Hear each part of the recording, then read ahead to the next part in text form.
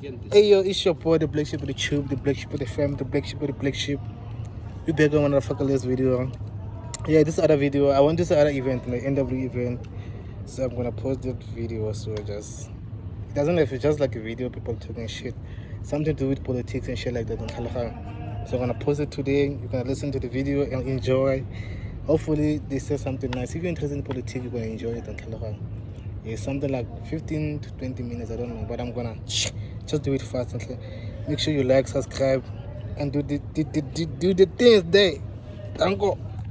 By youth, by women, and the black middle class, and the resultant paucity of serious political debates and lack of diversity have a debilitating effect on local politics, and hence the continued leadership shenanigans in local and provincial governments. Now, some people have tried to decry our electoral system as perhaps an enabler of political stability. I'm not going to, but I would like to raise it. And my 5 minutes of the person who appointed them and tell them things that do not even exist.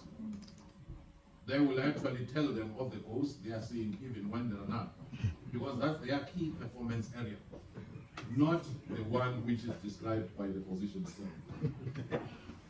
The third one is ethical. I do think that if we are to look back, distinguished audience, one of the areas where we realized we were lacking is the area of ethics, the area of values and principles. Because once you do not have an ethos or a moral code for public service, everything goes. If you look at the Zondo Commission and all other corruption investigations, some of the people there are smart people, technically, but their character is flawed.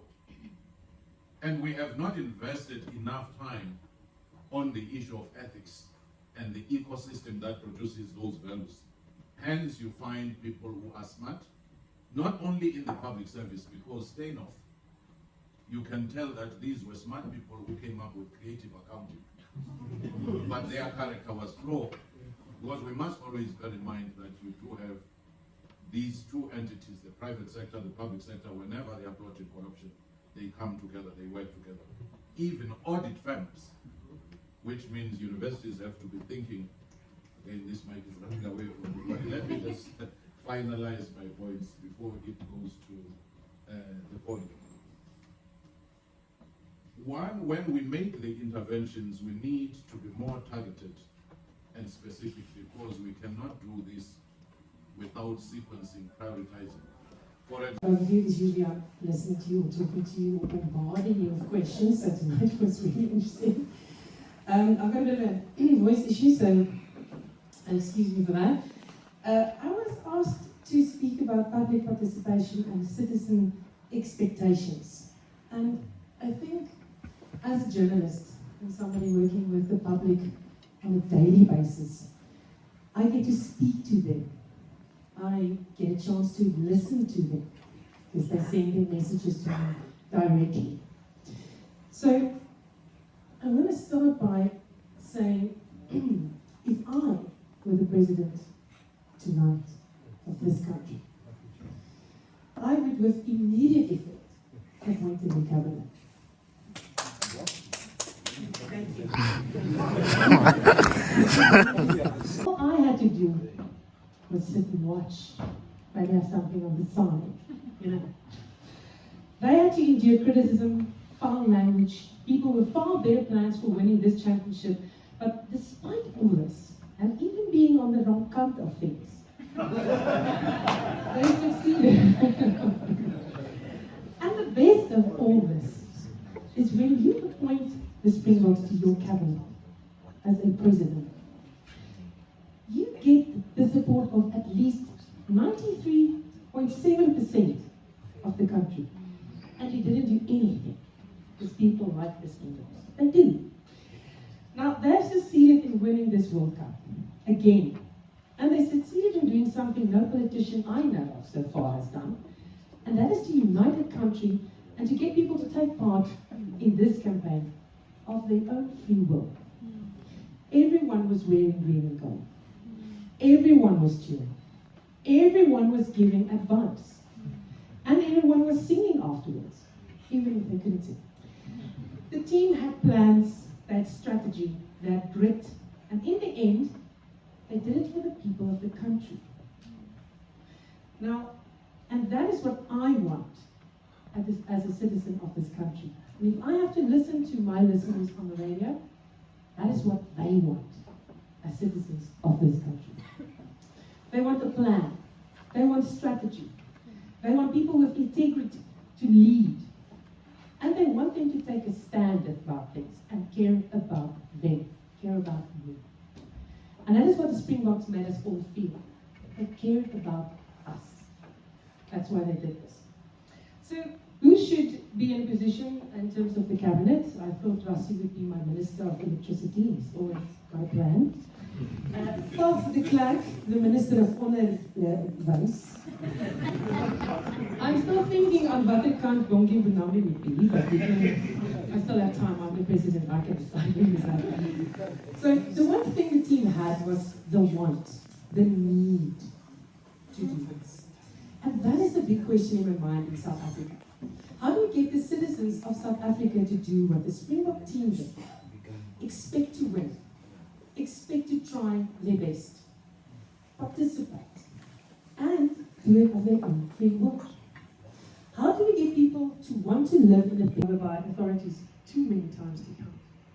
And strangely enough, it's the authorities that make me feel unsafe. So I feel unsafe. People feel unsafe. And I'm not getting from government what I need as a citizen, and that is to feel safe. Health. People want to be healthy. They need a place where they can go when they're sick. Now, most people in South Africa can't afford medical aid, and Professor Fikeni mentioned, people's attitudes when they're working. There's a fundamental problem with our system that people in state healthcare seem to not care about their patient and the healthcare that they need to provide. When I go there and I feel unwanted, and I feel that I'm a burden, I don't get healthy.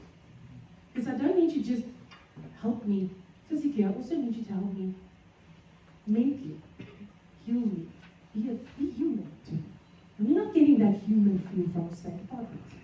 So I'm not getting from government what I need. Now this is only two examples of many. People said I want a job, I want to work in police force, I want to work in post office, public transport, I want accountability, I want no corruption. Now there's a lot I want, not what the people want. And always we have been looking at the government to kill it. But it's becoming very clear that the answer lies not with government alone. Is it not time that we stop seeking our needs only from government? We should also start looking at ourselves to obtain these things. The government can't be the only one responsible for my wants and my needs.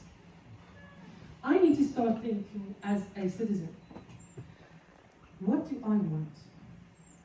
They say participation is one of the cornerstones of our democracy and has equal benefits for politicians, officials, and civil society. Now, while all this is true, why are people still not participating?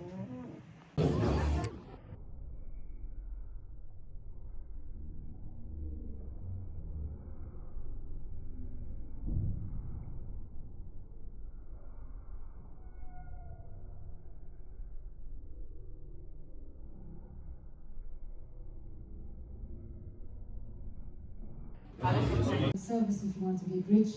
Perhaps if you're in procurement, it's a different story. We'll get to the issue of corruption. But are you concerned about a lack of talent, especially in the youth, that are willing to go into public service and see a career for themselves, as Geraldine said? Thank you very much. Certainly that is a great worry. If you go to some of the developmental states, only the best people are in public service. Even people who are in the private sector aspire to be in the public service. Why? Because it's seen as an apex in terms of impacting on a society. Even CEOs of companies, they say, I will apply to be in that public service.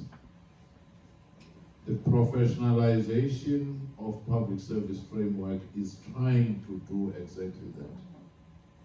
And it is going even further to say it will allow for secondment of people from universities to the public service, from private sector to the public service, and vice versa. So it should actually be something that younger people look at as a service to society, in essence, because you impact on so many people beyond just what you can accumulate for yourself in terms of salary. Having said that, I do want to say, given the scale of problems that we have, it's easy to just wallow in the valley of despair. And I'm often reminded of Martin Luther King Jr. in his speech, I Have a Dream, when he said, even though we may face the difficulties of today and tomorrow, I still have a dream. We have no option but to dream and think positively. If you travel around the world, you'll find very few countries which have such great potential as this country. That's where the frustration comes in when you say, we are losing it. Other places do not have the potential we have. All we need is a change of mindset towards the project called South Africa. In early 1990s, the world was predicting that we were going to plunge into a racial civil war. But we pulled ourselves from the edge of a cliff, negotiated, had a transition, which was relatively successful in the early years. When we were to host the World Cup, the European media, especially British, was scathing. They were even saying that people should wear bulletproof vests. When they come to this country, they should take insurance and so forth. It turned out to be one of the best. COVID-19, if you subtract the stealing that took place, just the coordination, we performed better than some of the great powers which were in a state of chaos. But because of South African exceptionalism, we do not know even when we are doing better than others, because we are not interested or well educated on how the world is performing. So I want to start there and then come back to the profound blind spots that are holding us back. When we look at our constitutional democracy, we often talk about rights, but hardly ever talk about responsibilities. And yet, any functioning democracy, rights come with obligations and responsibilities. But if you talk of rights only, no responsibility, that's where entitlement, that's where dependency start coming. That's where I think the problem of citizens' activism comes in. But let me just challenge ourselves though. And then Professor Sumanto Kapige spoke about the moral competency that is lacking within administrators. I agree with that. However, the presentation did not give us any, ethic that we need to go to, which I want to suggest that the Constitution itself does not have that value in itself. We need an ethic, which is African-centric, which is Ubuntu, such that when a doctor, for example, is supposed to service a patient, they do not look for money. Whether you have money or you don't have money, it's not a problem, because the ethic now that guides, administrators now is money. it's capitalism. So, you know, a doctor, for example, will not treat you if you do not have money to pay for the services. That's why they become impatient with you. It's because of you do not have money. But if you have money, you know, they often say this, you know, you. And then I will disagree with you lastly on 2 points. On 2 points, because, you know, COVID-19, you know, expressed or was a clear demonstration of the moral competency that we spoke about that is lacking on our leadership. There is nothing that they did good as the government of South Africa, because that is when humanity was challenged. They were at the intersection of living and dying. Then, you know, individuals, they took the money for themselves, thinking for their family. So that in and of itself, for me, you know, demonstrates, you know, beyond a reasonable doubt that, you know, the leadership is morally repugnant. And then, you know, accountability again. We do not have accountability. What happens is that those who are in positions of power, they target a certain group for example, their political parties, they target a certain group, hold them accountable, but they turn a blind eye to those that they are loyal to. So this in and of itself is not really accountability, it's just to sort of shift, you know, accountability in a different direction so that others can eat. Thank you so much.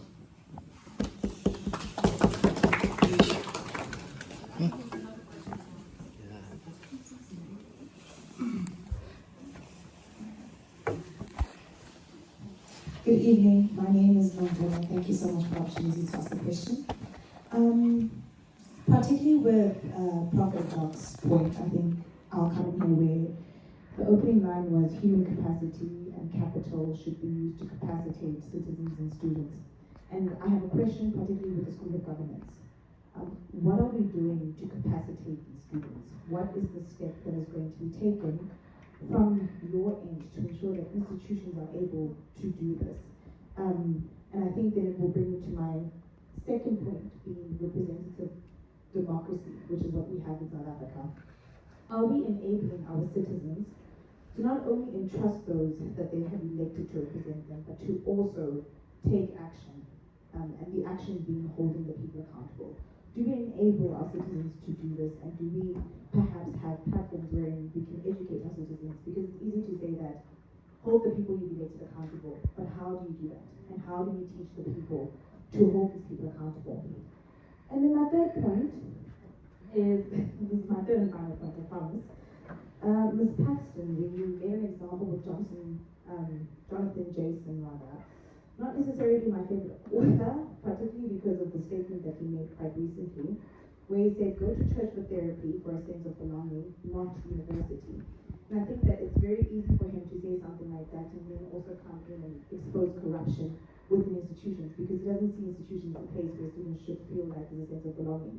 And I think that a statement like this then sort of plays a reverse role as to what we're trying to achieve in institutions with student life and, you know, with what we're trying to get into governance as well. So having students who can, one, be good practitioners, good citizens, and two, be accountable.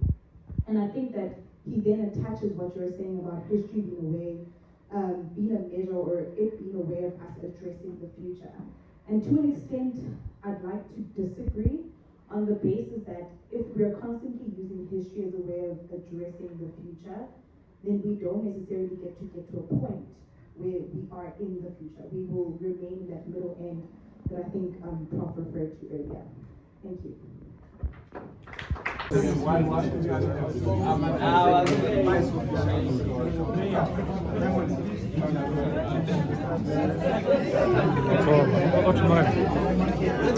I'm just. I didn't do that anything, man. I'm telling this leader, the leader is not supposed to drink. No, it's really. You see, this is why elections are dealing with the position. Yeah?